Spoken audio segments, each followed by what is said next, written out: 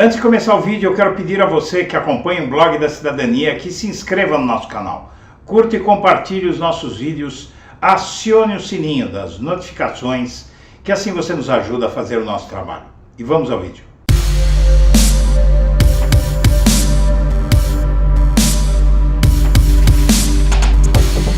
Boa tarde, senhoras e senhores. Está começando o Blog da Cidadania ao meio-dia. O assunto hoje é muito sério, então eu vou apresentar o programa com as notícias na tela que corroboram tudo o que será dito aqui. E o que será dito aqui é o seguinte: o Supremo Tribunal Federal suspeita de que Bolsonaro esteja por trás dos atos, não dos protestos, não dos pedidos de golpe militar, mas dos atos criminosos que vêm sendo cometidos pelos bolsonaristas, tais como sequestros, assassinatos, incêndios, depredações, atos terroristas clássicos, estariam sendo comandados pelo homem que governa o Brasil. Então, vamos ao noticiário que corrobora tudo isso que estou dizendo.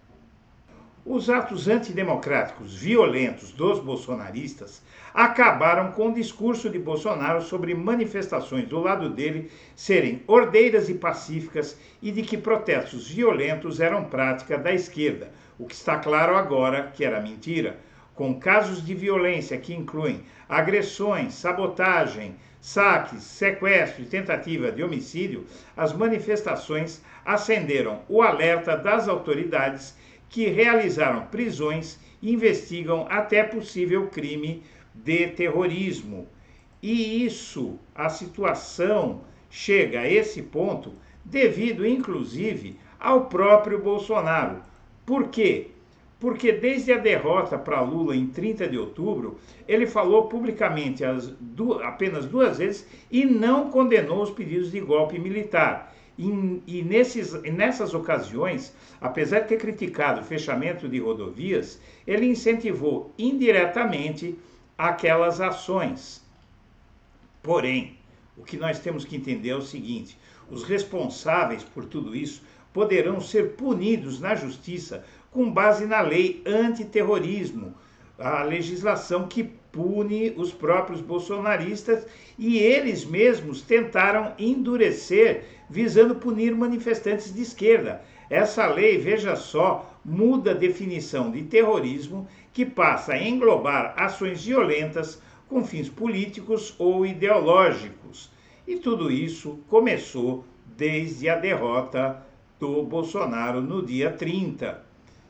Em 1º de novembro, por exemplo, quando havia centenas de trechos de rodovias do país bloqueados, ele justificou aquelas ações, taxando-as de resultado de indignação e sentimento de injustiça sobre a forma como se deu o processo eleitoral. Ou seja, ele instigou mais bloqueios. E a impressão que se tem, aliás, é de que ele fingiu loucura ao dizer que os seus apoiadores não fazem tudo o que já estavam fazendo, e ainda atribuiu tal comportamento à esquerda. Disse ele naquela época: nossos métodos não podem ser o da esquerda, que sempre prejudicaram, errada a concordância, a população, como invasão de propriedades, destruição de patrimônios e cerceamento do direito de ir e vir. Desde então, os bolsonaristas vêm apostando na violência, com destaque para os estados de Mato Grosso, Pará e Rondônia e Santa Catarina. As falanges bolsonaristas tocaram terror em Rondônia usando uma escavadeira para destruir uma adutora, deixando a população da cidade de Ariquemes sem água. O coronel que governa o estado, Marcos Rocha, do União Brasil, pediu apoio da Força Nacional e o Ministério Público instaurou um procedimento de investigação. O Ministério Público informou em nota pública que a ação bolsonarista configura a prática do crime de terrorismo tipificado no artigo 2º da Lei 13.260, de 16 de março de 2016, por se tratar de ato que sabotou o funcionamento de serviço público essencial da população de Ariquemes. A lei antiterrorismo foi aprovada pelo Congresso em 2016 e desde então foram apresentados dezenas de projetos para endurecer essa lei. Em sua maioria são propostas de deputados bolsonaristas que visavam o MST e o MTST, mas que servem perfeitamente contra os bolsonaristas. À época, o Bolsonaro chamou de louvável o endurecimento da lei antiterrorismo. Hoje, essa lei enquadraria com previsão os próprios bolsonaristas. E além da investigação de terrorismo em Rondônia, o Ministério Público investiga tentativa de homicídio qualificado após um grupo de bolsonaristas atacar a tiros agentes da Polícia Rodoviária Federal. O Ministério Público considera o grupo bolsonarista suspeito de crimes, incluindo tentativa de homicídio qualificado, de achincalhar instituições e de promover uma constrangedora, criminosa e delirante intervenção militar. O Ministério Público afirmou que foram os bolsonaristas que atiraram na PRF no Pará e que eles agiram pensando num golpe de Estado. Assim como o Bolsonaro, o dono do PL, Valdemar da Costa Neto, ele critica a violência ao mesmo tempo em que insufla os bolsonaristas contra o TSE e o resultado do segundo turno das eleições. O Costa Neto é cúmplice em tudo isso.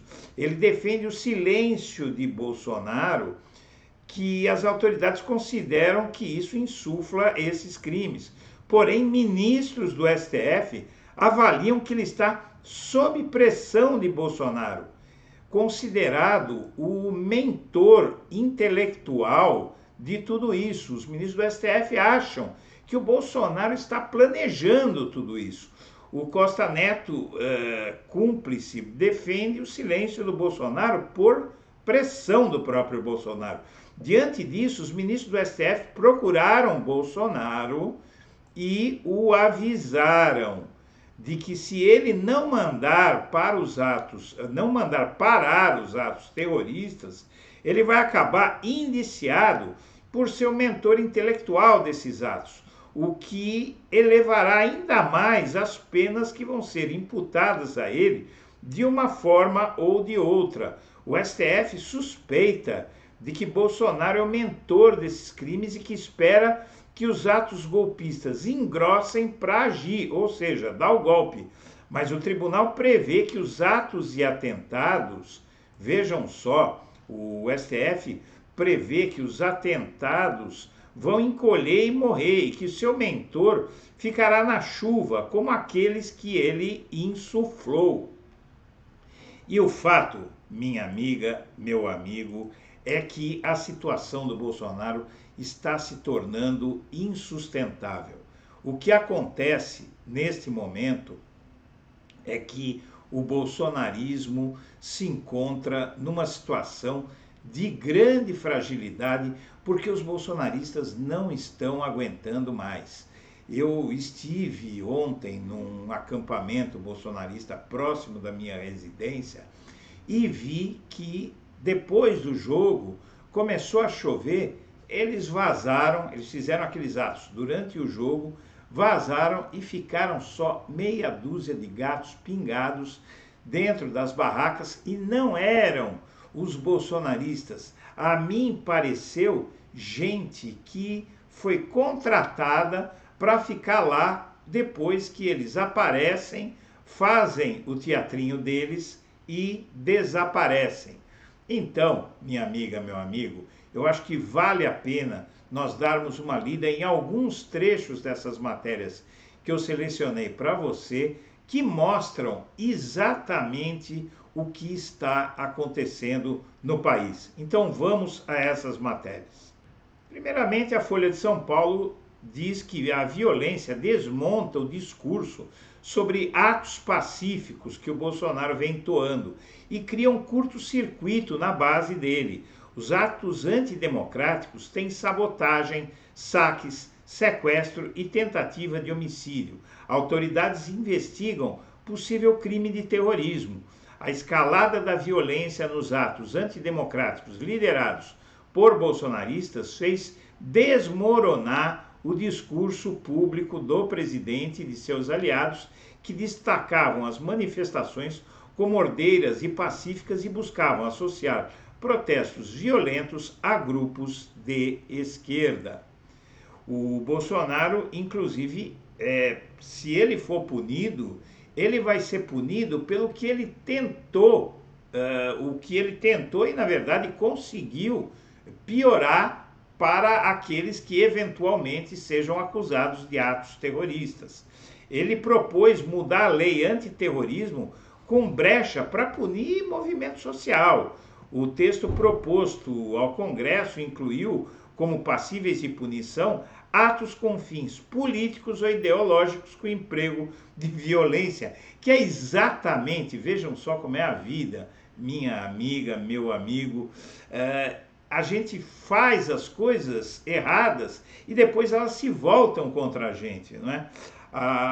O texto proposto ao Congresso, ele pune violência por motivos políticos e ideológicos, que é exatamente o que os bolsonaristas estão fazendo. A proposta do Bolsonaro ao Congresso para atualização da lei antiterrorismo abriu brecha para criminalizar movimentos sociais, mas está servindo para criminalizar os aliados dele. Os bolsonaristas atacaram, por exemplo, uma adutora de água, agentes da Polícia Rodoviária Federal e motoristas, vejam bem. E os episódios de violência em frente a quartéis e em rodovias aumentaram e acenderam alerta das autoridades em relação aos atos antidemocráticos liderados por apoiadores de Bolsonaro. E o Ministério Público de Rondônia, por causa desses atos, apurou o ataque àquela adutora de água que eu me referi e enquadrou o caso como crime de terrorismo. E aqui você vê, né, Ministério Público do Estado de Rondônia, a notícia do próprio Ministério Público. MP instaura procedimento de investigação criminal para apurar dano causado à concessionária de água em Ariquemes, que deixou a população sem água. Isso é um ato terrorista clássico. Veja, configura-se, diz o Ministério Público, configura-se ainda, vamos lá, vou destacar aqui, configura-se ainda no caso a prática de crime de terrorismo tipificado no artigo 2º da Lei 13.260, de 16 de março de 2016, por se tratar de ato que sabotou o funcionamento de serviço público essencial à população de Ariquemes. E projetos em tramitação no Senado ampliaram a legislação contra o terrorismo. O fato é esse: inserir novas condutas e penas na lei antiterrorismo é o objetivo principal do projeto de lei do Senado, do senador Lazier Martins, do PSD do Rio Grande do Sul. E depois você teve vários outros casos, né, sobre o agravamento das leis que agora vão servir para punir os próprios bolsonaristas. Eles, por exemplo, atacaram a polícia com tiras e pedras em bloqueio antidemocrático, como todos viram por aí. O confronto ocorreu em Novo Progresso, em Santa Catarina, e os manifestantes usaram barras de ferro contra os policiais. Os bolsonaristas que fazem manifestações antidemocráticas em rodovias contra a vitória do Lula atacaram a Polícia Rodoviária Federal no começo deste mês, quando os agentes tentavam desmobilizar alguns poucos bloqueios. Quer dizer, isso é terrorismo clássico. Vai dar uma cana dura para quem for considerado o mentor intelectual disso. No caso, segundo o STF, Bolsonaro. O Ministério Público afirmou que os bolsonaristas que atiraram na Polícia Rodoviária Federal no Pará agiram para perpetrar um golpe de Estado. Então, minha amiga, meu amigo, eles estão se complicando e muito. O grupo de bolsonaristas que comandou bloqueios da BR-163, que é uma rodovia, minha gente, de 3.500 quilômetros, corta o país de norte a sul. E no trecho em Novo Progresso, no Pará, que eles fizeram ataque, a tiros a Polícia Rodoviária Federal e orquestraram um movimento com a finalidade de promover um golpe de Estado, segundo a Polícia Federal. E o partido do Bolsonaro pediu ao TSE para invalidar urnas antigas e diz que Bolsonaro venceu nas auditáveis. Então, o presidente do Valdemar da Costa Neto, do PL, ele insuflou tudo isso, mas o STF acredita que ele fez isso a mando de Bolsonaro.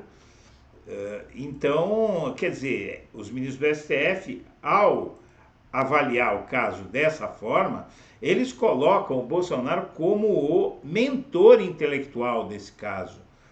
Veja que os ministros do Supremo, com quem a CNN conversou nesse mês, avaliaram esses ministros que o presidente do PL, Valdemar da Costa Neto, esteja sob pressão do Bolsonaro. Somente um ambiente de pressão explicaria a divulgação de um relatório crítico às urnas que o próprio PL diz não expressar a opinião da legenda. Então, o fato de Bolsonaro pressionar o presidente do seu partido a agir assim, o coloca como mandante de tudo o que está acontecendo. E, além de tudo isso, você veja aqui, o recado do Supremo a Bolsonaro sobre os atos nas portas dos quartéis foi de que se ele não parasse de insuflar esses atos, ele ia se complicar. O ministro do STF conversou com o presidente derrotado no segundo turno e com ministros do governo dele. Os ministros do STF enviaram diversos recados a Bolsonaro e seus aliados mais próximos, todos numa única direção. Se ele quiser contar com a boa vontade da corte e depois deixar com o governo, ele deve parar de insuflar questionamentos sobre o resultado das urnas. E, na verdade, o Bolsonaro, ele não quer conversa, ele quer guerra. Ele rejeitou a proposta dos ministros do STF, então agora eles estão pensando, planejando considerá-lo como mandante desses crimes. E, enquanto isso, os bolsonaristas que não aceitam derrota já expõem divergência porque estão cansados. E muito do que está promovendo isso, pessoal, é o fato de que um dos filhos do Bolsonaro foi flagrado no Catar comemorando a Copa, e acredita-se que os outros filhos do Bolsonaro, o Carlos e o Flávio, também estejam por lá. A confiança dos militantes bolsonaristas que não aceitam o resultado das eleições começa a dar sinal de desgaste após semanas de promessas não cumpridas e de notícias falsas sobre um cheque-mate contra a justiça eleitoral. Então, há muito tempo, desde que eles começaram esses bloqueios, em 30 de outubro, no dia da eleição, os bolsonaristas eles vêm sendo mantidos na pilha, porque dizem para eles o seguinte: olha, o Bolsonaro está preparando tudo, aguenta aí que vai vir o golpe. E o golpe não vem, e eles veem o Bolsonaro calado, com cara de trouxa, e os filhos dele se esbaldando por aí. Agora flagram o Eduardo Bananinha, o filho 03, curtindo a vida lá no Catar, não é? Participando da Copa, que eles, bolsonaristas, não estão. Vejam só, os bolsonaristas não estão curtindo a Copa para não atrapalhar o movimento deles. E muitos deles, é verdade, ficam na chuva, ficam ao sol, ficam ao relento aí, se expõem, não é? Se arriscam. Inclusive agora surge a notícia de que esses ataques ao Gilberto Gil, ao Rodrigo Maia, ao Ciro Gomes, isso é crime, dá até 2 anos de cadeia, é crime de stalking. Claro que 2 anos de cadeia o sujeito não fica preso, mas ele perde a primariedade, quer dizer, se ele for condenado de novo criminalmente, aí é cana, não é mais réu primário. Então, minha amiga, meu amigo, é muito sério o que está acontecendo no país, mas o Bolsonaro, ele dá passos largos para pagar duramente por todos os seus crimes. Minha amiga, meu amigo, eu agradeço a atenção e deixo meu melhor abraço para todo mundo.